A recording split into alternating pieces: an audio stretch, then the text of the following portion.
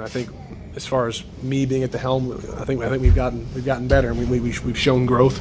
We're still not where we want to be, obviously. We got to focus on, getting it. Obviously, we got in the red zone a few times and punching those in for 6, opposed to just coming away with 3. But we're right there, close, man.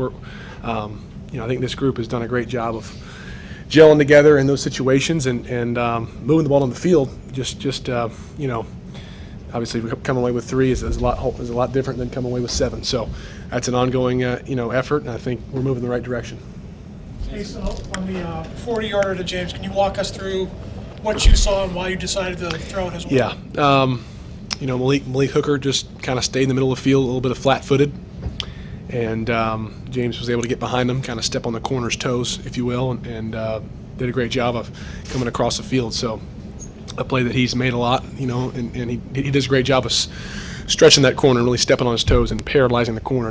The corner's not really knowing, are you breaking to the flag or to the post? And so he did a great job today. Made a lot of big-time plays, catches on third downs, and it's good to see him get some energy back. So even though he remained in the middle of the field, just you were looking to see if he was flat-footed? Yeah, I mean, he didn't get any depth. He didn't backpedal, and 29's a really good rangy player. We knew that going in, but just by the way he kind of squatted, I mean, he wasn't, if our guy's turning and burning and he's still trying to back up, usually that's a good, a good answer to put the ball up in his hands and give him a shot. So you had success with the running backs throwing them today. Was that scheme or what they were giving you?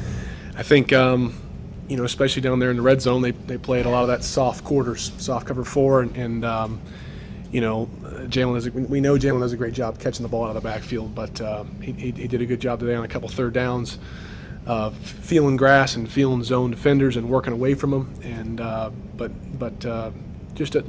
not only him, obviously Trey Edmonds and obviously Vance caught the ball kind of underneath a lot really well and gave us a chance to get that field goal before half. Do you have any idea what to expect out of Trey today? I know the player he is in practice. I know how hard he prepares week to week. I know he's got a great family and he's got a great brother, and we're really close. I came in with Terrell, obviously, but Trey's just he's been the same guy since the day he got here, and he treats his preparation the same, whether he's was on the practice squad early in the year, whether he's going to be the number 2 guy this week. So a lot of confidence in him, a lot of attention to detail. He does a good job. There's probably 70 seconds left. You might be getting the ball back, and the number 1 kicker has ever kicked in this game's going out there. Are you looking at him, or are you trying to get your thoughts together? No, we were talking, Randy, as well as the receivers and the tight ends, about what our favorite plays were going into that situation. Shot plays, no huddle, let's kind of end of the game plays that you practice and you try to perfect and you hold in the bank for those situations. So it's all you really can do is understand how much time you have, what's the situation, and try to have a good thought going into that situation of what you guys have a good feel for what you're going to call and how to execute it. You even watch the kick, or? Oh yeah, for sure. I definitely watched the kick and been on the other end of a lot of those, throughout my career in college and last year. But it feels good to be on the right side of one of those. What is Juju doing for you personally when he's not getting the ball? I mean, he's attracting a lot of flies. He's attracting the middle field player, the safety, and allowing us to get one-on-one shots down the field with other receivers, and so he's he made some plays for us early and extended that play on the naked, physical play on the sideline to give us that extra 15. But when he's not catching the ball, he understands the type of attention that he attracts, and really does a good job for being a selfless player in those situations. He knows he's taking 2 with him. He knows somewhere else we're gonna have an opportunity to throw the ball. When it's your first season playing in the league, and you got 8 games in the book, do you have a feel for what kind of team, what kind of group this is that you're in?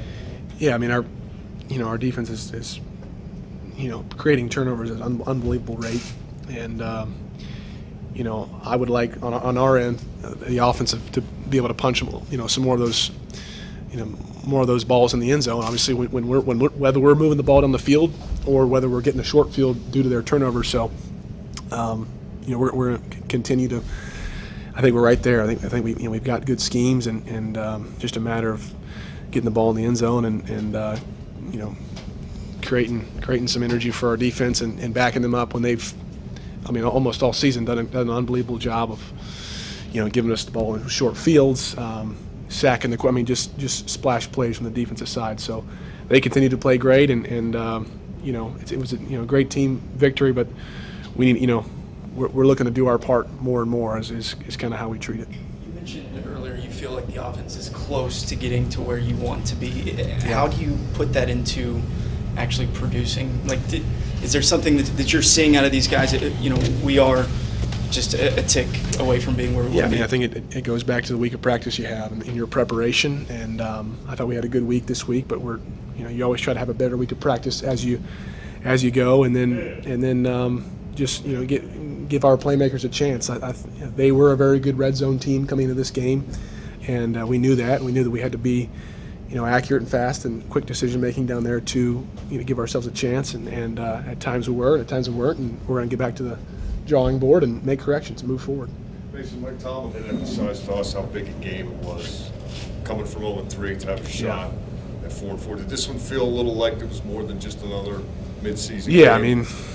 In our current state, every game is huge, and we believe we can get right back in this mix, in the playoff hunt as well as the division. And so, everyone is key, and I think it's kind of, given where we started, when our back's against the wall, I think we play good, and there's an added energy and passion to our guys, and I think we feel that, and we really rally in that factor that we know our back's against the wall and every game counts. Mason, did you beat a 5-2 team? Does that give a little extra validation to what you got, this little role that you guys are on? Obviously, yes, records matter, and we know that we had beaten a couple of teams with, not the best records in the world, but every single one matters. We'll take it. These are good teams. This isn't. My brother playing Wofford this week at Clemson. It's not. You never playing the Woffords week to week, and that's something you find out quick when you get to this level. And you cannot take anyone lightly. Especially in our current state, and you got to prepare like it's, like it's the Super Bowl every week, and that's how we treat it.